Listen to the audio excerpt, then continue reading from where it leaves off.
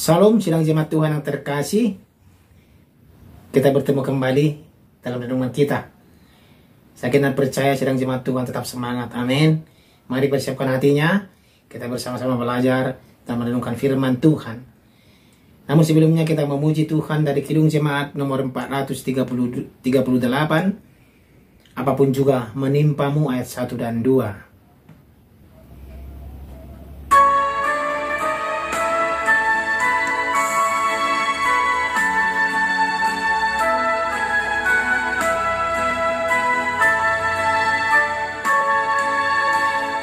Apapun juga menimpamu, Tuhan menjagamu. Naungan kasih-Nya pelindungmu, Tuhan menjagamu. Tuhan menjagamu waktu tenang atau tegang. Ia menjagamu, Tuhan menjagamu.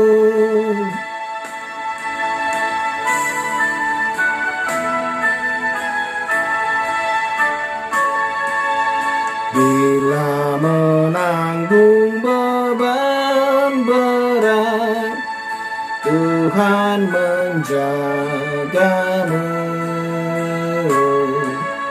Masa depanmu gelap pekat, Tuhan menjagamu.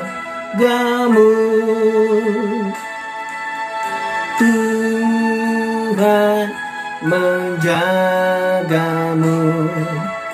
waktu tenang atau tegang. Ia menjagamu, Tuhan menjagamu.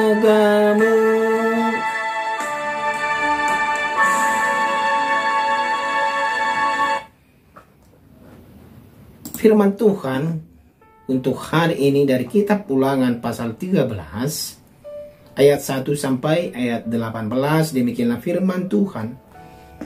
Apabila di tengah-tengahmu muncul seorang nabi atau seorang pemimpin, dan ia memberitahukan kepadamu suatu tanda atau mujizat, dan apabila tanda atau mujizat yang dikatakannya kepadamu itu terjadi, dan ia membujuk, mari kita mengikuti Allah lain yang tidak kau kenal, dan mari kita berbakti kepadanya, maka janganlah engkau mendengarkan perkataan nabi atau pemimpin itu, sebab Tuhan Allahmu mencoba kamu untuk mengetahui apakah kamu sungguh-sungguh mengasihi Tuhan Allahmu dengan segenap hatimu dan dengan segenap jiwamu.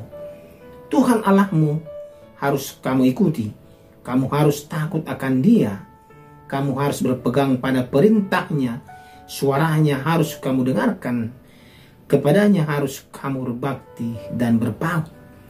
Nabi atau pemimpin itu haruslah dihukum mati, karena ia telah mengajak murtad terhadap Tuhan Allahmu yang telah membawa kamu keluar dari tanah Mesir, dan yang menebus engkau dari rumah perbudakan, dengan maksud untuk menyesatkan engkau dari jalan yang diperintahkan Tuhan Allahmu kepadamu untuk dijalani.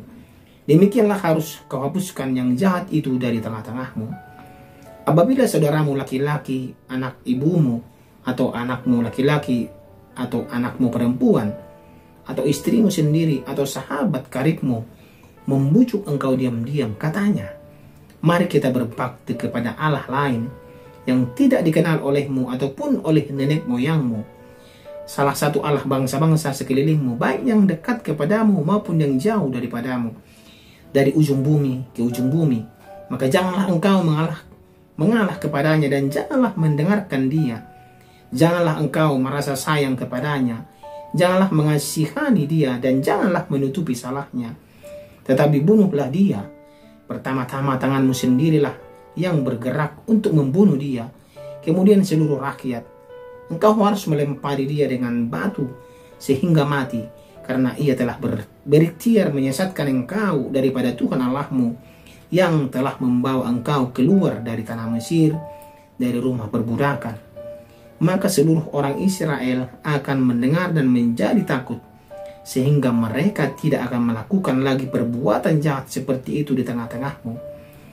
Apabila di salah satu kota yang diberikan Tuhan Allahmu kepadamu untuk diam di sana, kau dengar orang berkata, ada orang-orang dursila tampil dari tengah-tengahmu yang telah menyesatkan penduduk kota mereka dengan berkata, mari kita berbakti kepada Allah lain yang tidak kamu kenal.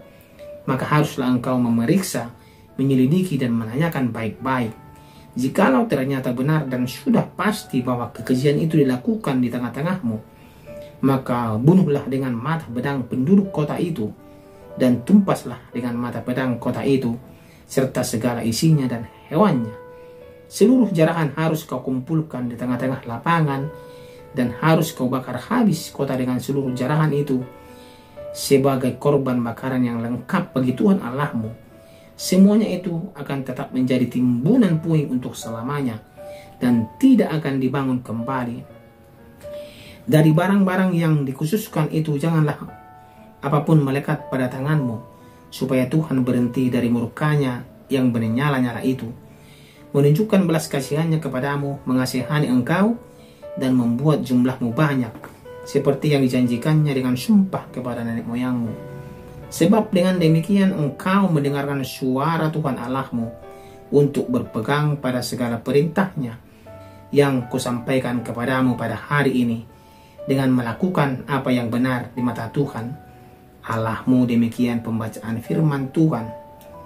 Tema kita pada hari ini adalah waspada terhadap penyesat. Sidang jemaat Tuhan yang terkasih, Tuhan Allah ingin mengetahui hati orang Israel. Tuhan Allah ingin mengetahui apakah orang Israel itu tetap setia kalau saya izinkan pencobaan itu.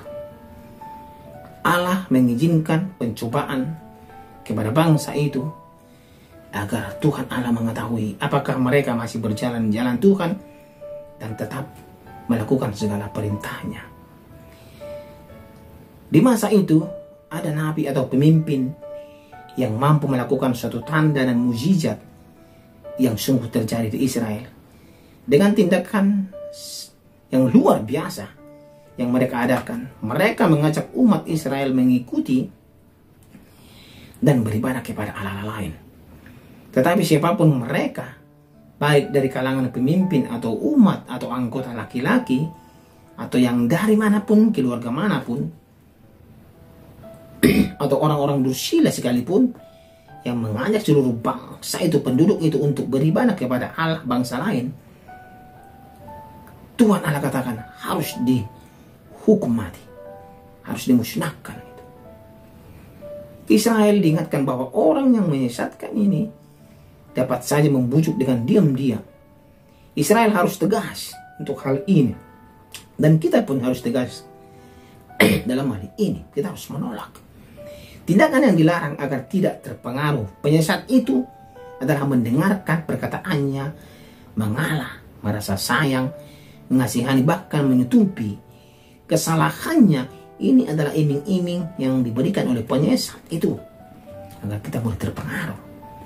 Bila tuduhan penyesatan itu didengar dari sumber lain, maka harus diadakan pemeriksaan, penelitian, dan mengajukan pertanyaan dengan cermat. Bila penyesat itu hanya seorang, maka harus dihukum mati dengan dirajam batu, dilempari dengan batu. Bila satu kota terpengaruh oleh bujukan itu, maka bunuh dan tumpaslah satu kota itu. Itu adalah perintah daripada Tuhan Allah. Artinya di sana sidang jemaat Tuhan, Allah sangat tegas dalam hal ini. Tidak boleh ada penyesatan. Tidak boleh ada yang mempengaruhi bangsa itu. Makanya Tuhan Allah katakan, waspada. Jangan mudah terpengaruh. Tuhan ingin agar umatnya sungguh-sungguh mengasihaninya. Ia membiarkan bujukan penyesat itu datang untuk mencoba dan membuktikan kasih umat terhadapnya. Seharusnya sidang jemaat Tuhan hanya Tuhan yang diikuti perintahnya, bukan yang lain. Hukuman mati atas penyesat menjadi pelajaran bagi orang Israel dan bagi kita, agar kita tidak mengulangi tindakan yang sama dan kejahatan yang sama di hadapan Tuhan, agar efek jerah ada.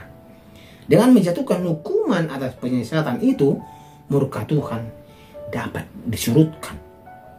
Tuhan ingin agar umatnya hanya mendengarkan Tuhan Allah saja dan melakukan apa yang benar di matanya. Sidang jemaat Tuhan, banyak pelanggaran yang kita lakukan disebabkan oleh pilihan sendiri. Kita lebih memilih godaan duniawi daripada hidup takut akan Tuhan. Oleh karena itu, sidang jemaat Tuhan, hukuman dipakai Tuhan sebagai cara untuk mendisiplinkan rohani kita. Jaga hati dan telinga kita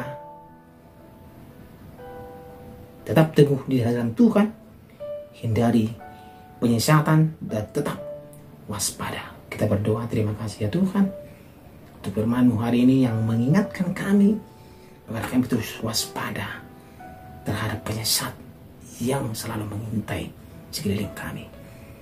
Ingatkan kami terus Tuhan, ajari kami terus Tuhan, melalui kuasa Roh-Mu, melalui firman yang kami dengar, agar kami terus teguh iman kami, terus teguh di dalam Tuhan. Dalam nama Tuhan Yesus kami berdoa. Amin.